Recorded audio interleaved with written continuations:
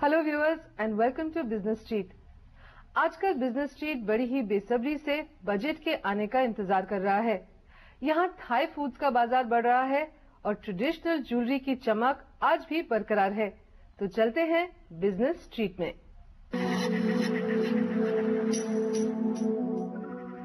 Friends, budget आने वाला है और बिजनेस स्ट्रीट पर कई आशा के दीप जल रहे हैं। आज हम इन्हीं आशा के दीपों को दर्पण दिखाने का प्रयास कर रहे हैं।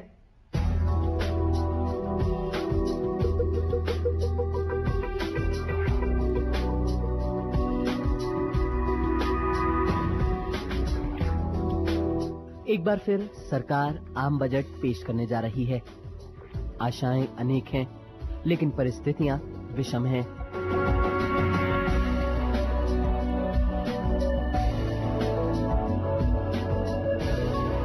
इस बार फिस्कल डेफिसिट जीडीपी के 5% से अधिक हो गया है। आर्थिक विकास दर 9% से घटकर 6% रह गई है।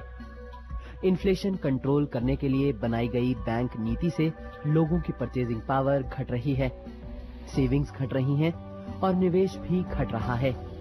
एफआईआई का पलायन हो रहा है, विदेशी निवेश का आना कम हो गया है। सेंसेक्स ऐसा गिरा है कि उठने का नाम नहीं लेता। कई आर्थिक सुधारों की जरूरत है, लेकिन सरकार पर फूड सब्सिडी बढ़ाने का दबाव भी है। इन परिस्थितियों में बजट पेश किया जा रहा है। आम आदमी को आशा है कि इस बार न्यूनतम टैक्स की छूट सीमा 3 लाख हो जाएगी। इसके अलावा सरकार और कई टैक्स रियायतें देंगी।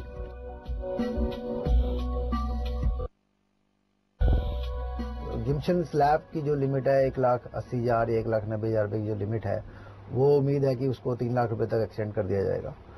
देन जो डिडक्शंस के बेनिफिट मिलते हैं, जैसे कि आप यूलिप्स में इन्वेस्ट कर रहे हैं, म्यूचुअल फंड्स में इन्वेस्ट कर रहे हैं, बच्चों की ट्यूशन फीस हैं, एनएससी या प्रोविडेंट फंड में इन्वेस्ट कर रहे हैं, तो उसकी जो 1 लाख की डिडक्शन की लिमिट है, होपफुली वो भी 1.5 लाख या 2 लाख तक की उम्मीद की जा रही है इस बार बजट में। एक इंफ्रास्ट्रक्चर बॉन्ड की लिमिट जो है 20,000 रुपए की लिमिट 2 साल से गवर्नमेंट दे रही है। उम्मीद की जा रही है इस बार वो लिमिट 50,000 रुपए तक की हो जाएगी। तो ओवरऑल इससे जो इम्पैक्ट पड़ेगा कॉमन मैन के लिए, उसको टैक्स में एक सब्सटेंशियल रिलीफ मिल जाएगा।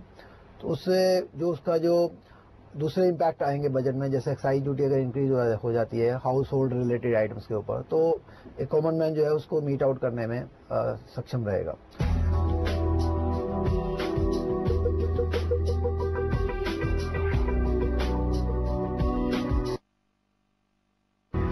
इसी तरह कॉरपोरेट सेक्टर को भी कई आशाएं हैं। कॉर्पोरेट सेक्टर का जो इनकम टैक्स रेट्स है, तो उसमें एक मिनिमम अल्टरनेट टैक्स होता है, एक कॉर्पोरेट डिविडेंड टैक्स होता है और एक नॉर्मल इनकम टैक्स रेट। तो कॉर्पोरेट वर्ल्ड एक्सपेक्ट कर रहा है कि उसमें भी कुछ गवर्नमेंट रिड्यूस करे और जिससे कि उनको भी राहत मिले।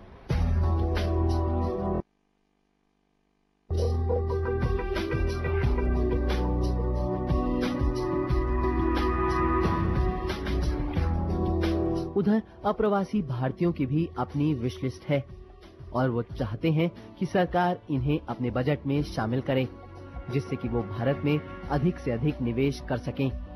जैसे टीडीएस रेट कम करे जाएं, डीटीसी की अप्रवासी भारतीयों से संबंधित नीतियों में सुधार हो, अप्रवासी भारतीयों को कॉरपोरेट और इंफ्रास्ट्रक्चरल बॉन्ड्स में निवेश करने की मंजूरी दी जाए, रियल एस्टेट बिल लाने की दिशा में काम किया जाए, वेल्थ टैक्स की लिमिट 1 करोड़ रुपए तक बढ़ा दी जाए।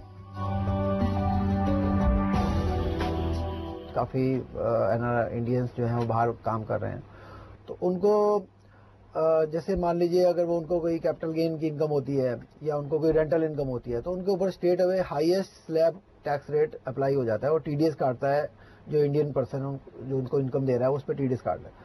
अब वो होता क्या है कि उनको कभी कभी उनकी इनकम जो है टैक्स स्लैब से, एग्जम्पशन स्लैब से नीचे ही होती है, तो उनको प्रॉब्लम आती है कि बाद में रिफंड क्लेम करना है। तो वो एक्सपेक्ट कर रहे हैं कि बजट में एक ऐसा मैकेनिज्म गवर्नमेंट उनको प्रोवाइड कर दे कि एक तो एक अमाउंट दे दे कि इतने अमाउंट से ऊपर का इनकम उनको दे रहे हैं तभी टीडीएस कटे, या फिर उनका रिफंड प्रोसेस कुछ सिंपलर हो जाए।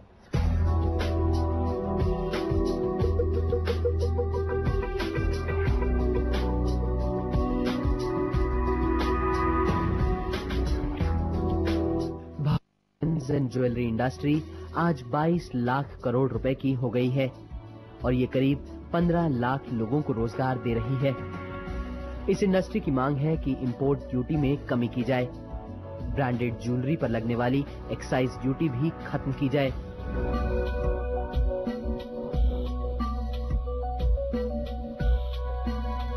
भारत की सीमेंट इंडस्ट्री की भी यही मांग है कि एक्साइज ड्यूटी को 10% से घटाकर 6% कर दिया जाए।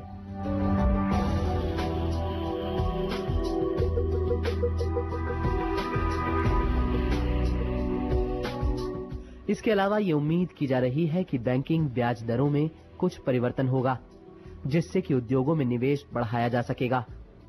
विशेषज्ञ ये भी मान रहे हैं कि इस बार सरकार कृषि क्षेत्र पर विशेष ध्यान देगी। फूड प्रोसेसिंग इंडस्ट्री को बढ़ावा देने के लिए योजनाएं आएंगी। इसके अलावा पब्लिक डिस्ट्रीब्यूशन सिस्टम में भी व्यापक बदलाव किया जाएगा। कुछ विशेषज्ञों को यह भी विश्वास है कि माइक्रो फाइनेंस सिस्टम को बल देने के लिए कुछ नीतियां भी आएंगी। सब मिलाकर ये कहा जा सकता है कि आने वाला ये बजट कई आर्थिक सुधारों से लैस होगा और भारतीय अर्थव्यवस्था को ऊर्जा प्रदान करने वाला होगा।